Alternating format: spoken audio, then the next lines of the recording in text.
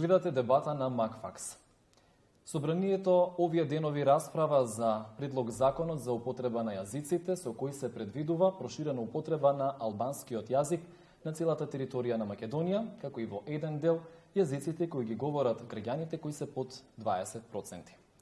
Тоа го отвора прашањето за етнификација на власта од една страна и задоволување на внатрекоалицијскиот мир, од друга страна можеби идејата е да се воведе некаков фински јазичен модел кој ќе го смени етнолингвистичкиот пейзаж во земјата, или како што вели канадскиот филозоф Вил Кимлика, за задоволување на така наречената етнокултурна правда.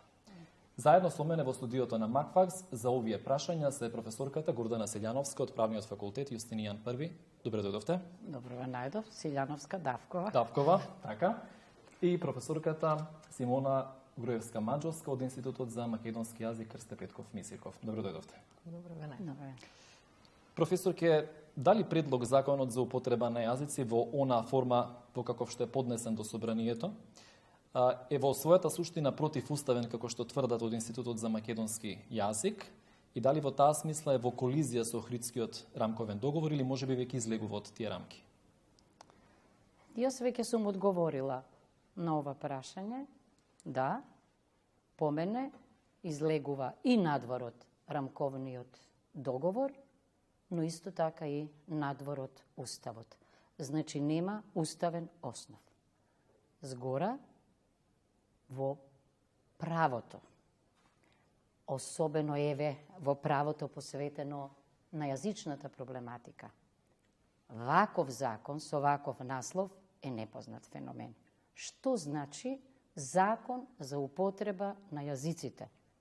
А зборуваме за службени јазици. Ова ниту е есеј, ниту е студија. Дури ни за Советот на Европа и во Обединетите нации не се вели акт за употреба на јазиците.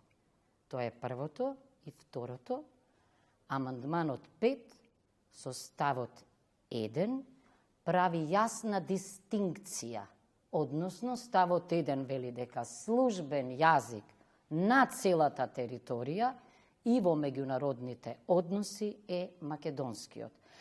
Тоа значи дека за ваквиот статус на јазикот има и треба да има посебен закон и дека не можете ваквиот статус да го мешате со ставот 2, кој што не вели дека службен јазик на целата територија и во меѓународните односи е јазикот што го зборуваат 20%, или да вели дека службен јазик во смисла на став 1 е јазикот што го зборуваат 20%, туку вели како што е утврдено подолу. Така пишува и во рамковниот договор. Значи, службеноста може да има различен обем. Во случајов, обемот на службената употреба на јазикот што го зборуваат 20% е утврден со ставовите од амандманот 5. Ама јас веќе реков и ќе повторам уште еднаш дека ако има втор став, кој што не е ист како првиот став, тогаш во вториот став се вели дека ниту е на целата територија, ниту е во меѓународните односи. Иначе нема да има ниту потреба од втор став, ниту од набројување. А зашто е во колизија со Охридскиот рамковен договор во таа смисла? Затоа што излегува надвори од Охридскиот рамковен договор. Зошто? Во Охридскиот рамковен договор има анекс Б, кој што се однесува на законските промени во функција на Охридскиот рамковен договор, односно во функција на уставните измени, и тамо во точката 8 има наслов закони што се однесуваат на употребата на јазиците, значи не закон, не омнибус закон, туку закони. Ајде да речеме дека е можно да постои и еден закон.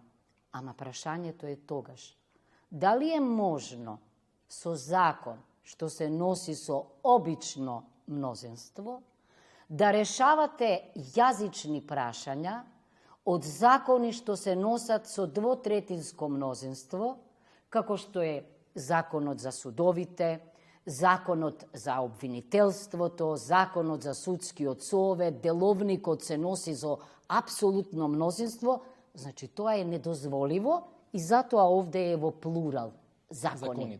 Ке цитирам делови од книгата на колегата Ветон Лјатифи, преговорите за постигнување на Охридскиот договор. Зошто? Ова е своевидна хронологија на преговорите, очигледно дека тој ги имал или стенограмите, или од прва рака, значи го имал диалогот кој што се водел меѓу страните во Охрид, а и во Скопје.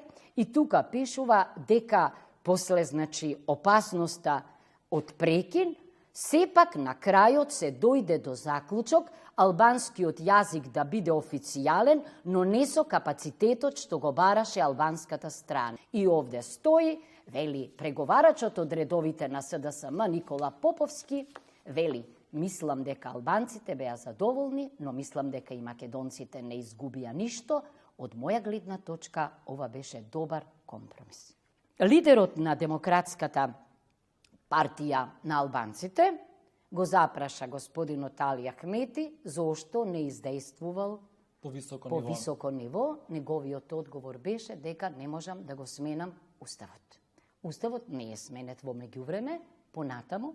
Во текот на расправата за законот за јазиците во парламентот, а и измената, која морам да кажам, предходната власт ја истурка спротивно исто така на Уставот и законот, затоа што наместо во деловникот да се интервенира, се интервенираше заради обичното мнозинство во законот. Значи, дискусијата беше дека, може да ја чуеме, дека излегува дури и тие решенија дека се надвор од рамковниот договор, дека се и надвор од Уставот. Како ќе биде донесен овој закон ако е во колизија со Уставот во таа смисла? Па имало и други закони што и се донесени во колизија со Уставот. За жал, она што сите ние го критикувавме кај претходната власт, особено невладиниот сектор, дека не е добро да се носат законите, дури 70% од законите во скратена постапка. Сега го гледаме повторно. Што недостига во овој закон, во предлогот на законот? Во предлог законот нема наведено ниту регулатива, ниту директива. Точно треба да биде наведена, каква што се бара со членот 135. Значи, кога предлог на закон содржи одредби со кои се врши усогласување со правото на ЕУ, во воведот се наведуваат податоци за изворниот акт на Европската Унија со пол назив, број и датум. Тоа во овој предлог закон го нема. Го нема. Зошто не може и по друг основ во скратена постапка? Зошто точно во деловникот е предвидено кога законите се носат по скратена постапка. Ако не е во прашање сложен и обемен закон. Кога се работи за престанок на важноста на некој закон или одделни одредби од некој закон и кога не се во прашање сложени или обемни усогласувања на законот со правото на ЕУ. Овде воопшто не се работи за право на ЕУ. Значи, знаменцето е тројански конј. Професор Маџоска, дали Институтот за македонски јазик на каков било начин беше консултиран за измените практично, односно за предлог законот кој што веќе е во собраниска процедура? Моето прво прашање за вас и дополнително што ќе смени ако да речеме патуказот во Валандово биде испишан на два јазика? Вака, Институтот за македонски јазик не беше воопшто консултиран. До сега не бил и во 2008 кога се носеше тој закон за употреба на јазик што го зборува 20%, исто така никој од нас не беше консултиран и тој беше така по некоја скратена постапка, нетранспарентно и така натаму. Во Институтот за македонски јазик не има неколку мина што се занимаваме со јазична политика и кој што можеме да помогнеме во изработката на овие од наш аспект, нели лингвистички се разбира, но не бевме консултирани.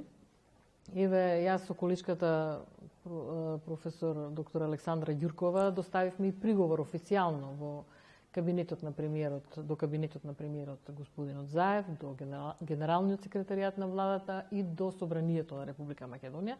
Таму бевме подпишани само ние две и да речеме си го кажавме нашиот став во врска со одделните точки од овој предлог закон, зашто сметаме дека не е во ред. Сега во петокот на научниот совет во Институтот за македонски јазик од присутните професори едногласно беше усвоен овој став, каде што се ставени само поентите на она што го имаме ние малку поопширно во преговорот со колешката, каде што сметаме дека треба да се не да се интервенира, туку сметаме дека овој предлог закон треба да биде повлечен. Значи воопшто не да не влегува по натамошна постапка.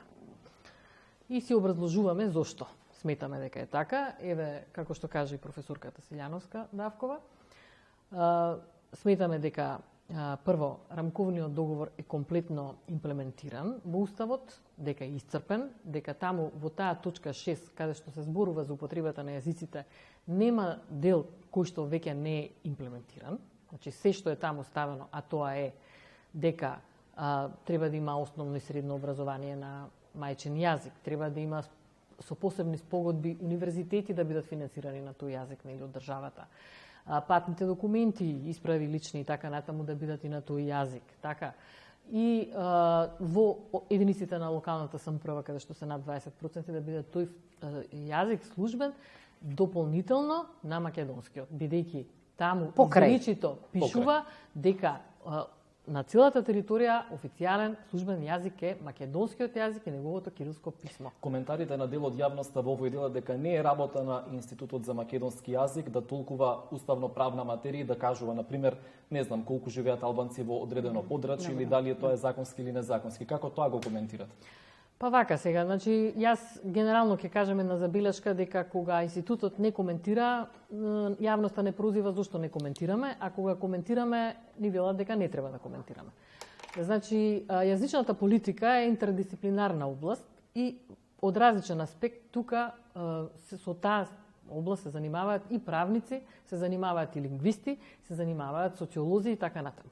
Значи, секој од својот аспект. Ние не навлегуваме номотехнички како се изработуваат законите, тоа го прават правниците. Ние не знаеме, нели, еве професорката кажа што треба да содржи еден закон кој што се базира на некаква европска регулатива, така? Ние во тоа не навлегуваме. Ние навлегуваме во оној дел кој што го засега македонскиот јазик, бидејќи имаме закон за употребата на македонскиот јазик од 1998 во кој што исто така е утврдено како и каде треба да се употребува македонскиот јазик. Дали овој предлог закон практично ќе го загрози македонскиот јазик, статусот до употребата во таа смисла? Вака. Значи, ние долги години реагираме на непочитување на овој закон за употребата на македонскиот јазик. И во Министерството за култура ни одговарале дека таму нема доволен број на инспектори кои што ќе санкционираат секаде каде што е прекршен законот. А тој е прекршен се прекршува постојано и никој за тоа не е казнет од официјални институции. Во општините, каде што имаме над 20% од каде што втор службен јазик треба да биде албанскиот, на официјални табли гледаме дека на прво место стои албанскиот јазик, а на второ место стои македонскиот или македонскиот воопшто го нема. Значи, тоа е прекршување институционално, да речам, на некој начин, бидејќи тие табли не зборуваме сега за рекламите или за нешто друго, туку на имиња на улици, на разни институции и така натаму. Градови, Кичево е прво Крчова, па потоа е Кичево, Осломе е прво. Ајде објаснете ми, по кој устав и закон? По кој устав и по кој закон? Значи, се крши уставот и нема, да речеме, начин како да интервенираме кај надлежните институции да реагираат. Еве имавме пред некој ден господинот Бујар Османи, како представник на нас сите граѓани од Република Македонија, значи и мој представник, настапуваше некаде каде што функцијата му беше напишана само на албански јазик. Јас албански не разбирам, а тој ме представува мене. Нели е тоа грубо кршење на уставот, каде што стои дека во меѓународна употреба и така натаму, па и не само во меѓународна. Прво треба да стои на македонски, па потоа на албански. Јас би го завртела прашањето поинаку. Зошто македонските албанци да имаат проблем со македонскиот јазик? или политичарите што ги представуваат македонските албанци, каков проблем имаат со македонскиот јазик и да го почитуваат уставот да биде местото таму каде што според уставот му е. Значи прво да биде тој јазик, па потоа да биде албански. Доколку вам ве прашаат што доколку да речеме македонците пак сметаат дека, односно во таа смисла албанците дека се категорија на граѓани која што е принудена условно речено да го зборува македонскиот јазик онаму каде што живее. Во таа смисла дека ми е природно да го говорат нивниот мајчин јазик. Значи вака, ако во уставот стои дека е официјален на целата територија македонскиот јазик, а ние постојано се повикуваме на таа Европска унија и на тие закони, во таа регулатива европска убаво стои дека секој млад европјанин е должен да го знае службениот јазик на својата држава. Така стои во тие европски закони. Тоа значи дека ако македонскиот јазик е службен во Република Македонија, сите граѓани во Македонија мора да го познаваат службениот јазик на државата. А тоа треба да се направи на тој начин, што сите овие години не се интервенира во наставните програми. Па прво учат англиски јазик, а дури во четврто деление почнуваат да учат македонски јазик со само 2 часа неделно.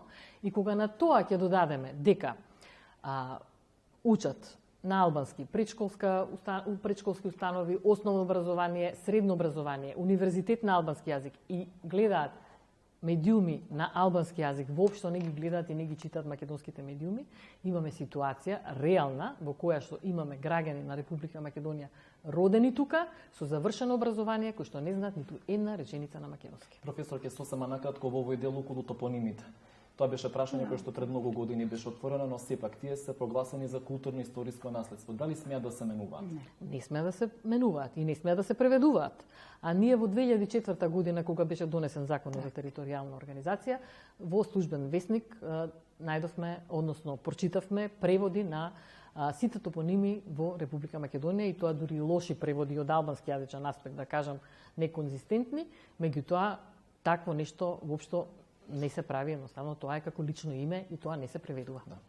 Професорке, во делот кој што испратен до Венецијанската комисија како советодавно мислење, во делот на тоа дали треба банкнотите да бидат двојазични и армиските униформи. Практично овој закон за употреба на јазици покрива еден цел арсенал на прашања не само јазични, туку во таа смисла и останати. Каков е вашиот коментар за? Па немам коментар. Значи, која е логиката? Правна. Па ако сакате и имали здраворазумска, во закон кој што се вика закон за употреба на јазиците, да имате одредби за символи. Ја не разбирам. Значи, тоа се вика дека се натрапници одредби на кои воопшто не им е местото овде. Очигледно е дека овие прашања, да подсетам, беа споменати и парите, и банкнотите во фамозната платформа или декларација, и сега некој си вели, ајде во овој омнибус закон, не мора да бидат само решавани прашања за јазиците, ајде и за символите да го решиме проблемот. Тоа е неодржлив однос. Да одговорам на истото прашање. Колку дебати вие сте чуле во овој период посветени на законот за јазиците? Јас не сум чула ни за научна дебата, не сум чула ни за дебата во парламентот, а да бидам искрена, ние бевме жедни за тоа. И ние во текот на предизборната кампања слушавме дека чекориме кон инклузивен процес на одлучување, дека ништо се ќе биде транспарентно, дека парламентот ќе ги отвори портите за public hearing, дека тамо ќе не повикаат сите нас. Прашувате зошто професори, експерти за јазик, зборуваат сега за законот од аспект на процедурата. Па каде се професорите по уставно право?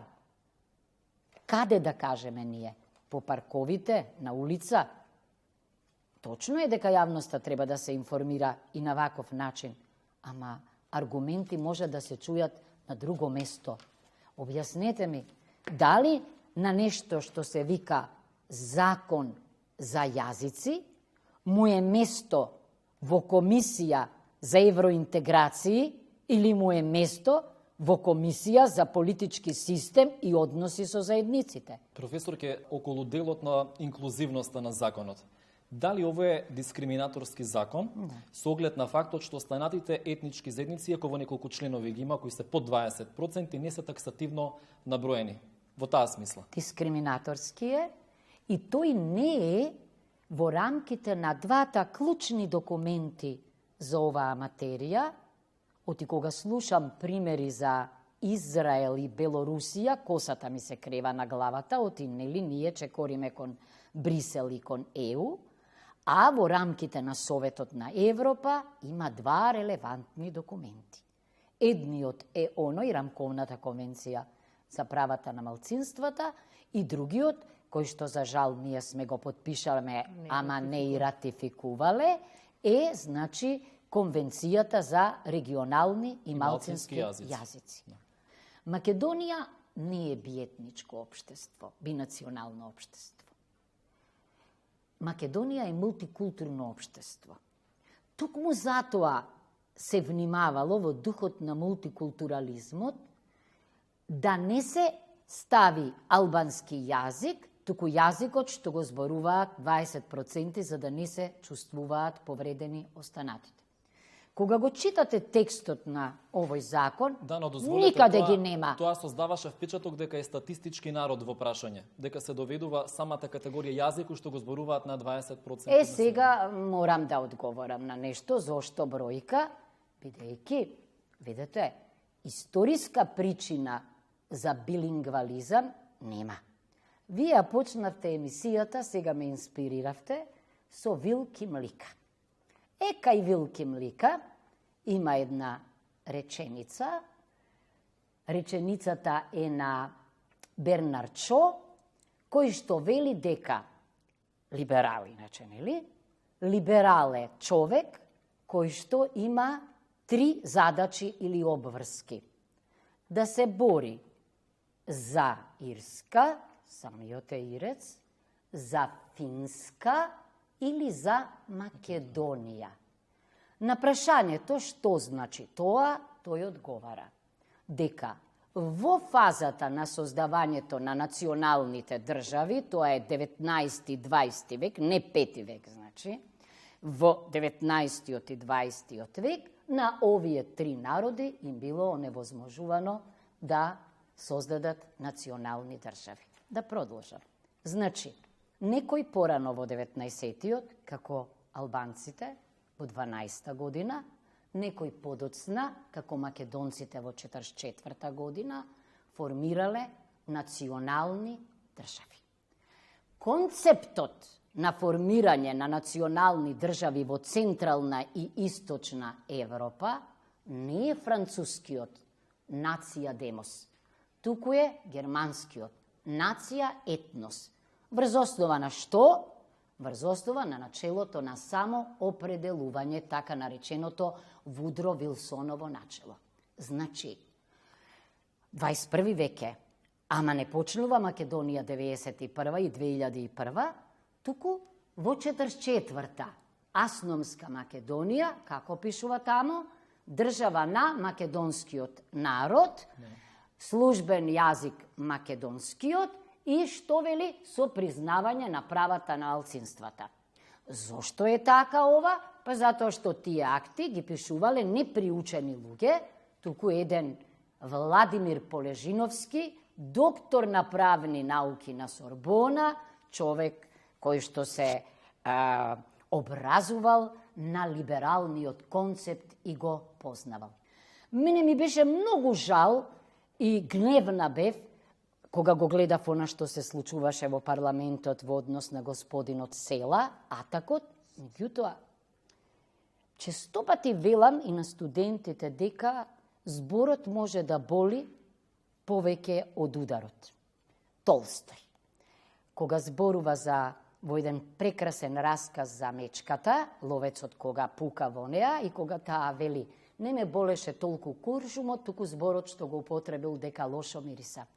Кога слушате вие дека не постоеле македонците, ова не бил народ, не била нивна територија, Јас, еве, донесов повторно, го упатувам господинот Села и останатите на Ендрю Росос, Македонија и македонците, Macedоnia and Macedonians, докторат одбранет на Стенфорд University, професорот Росос е емеритус професор, и тука тој укажува на податоците на Foreign Office-от, морам да ги цитирам, ич не сакам инаку вакви работи, од 1912 година за состојбата етничкиот состав во трите вилаети, провинции Солун, Монастир Битола и Косово.